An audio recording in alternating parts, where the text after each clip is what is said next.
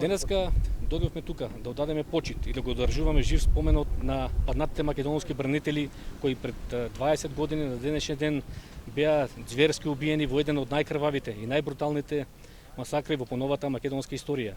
8 македонски бранители на ова место го положија животот во одбраната на територијалниот интегритет и суверенитет на државата.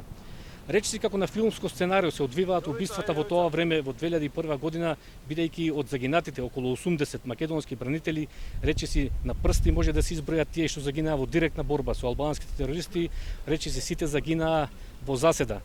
Интересно е што во Македонското Министерство за внатрешни работи има документ од кој што може да се види дека кои се наречителите, кои се извршителите, таа терористичко-диверзантска група како е обучувана на Косово и е пратена тука да го изврши масакрот.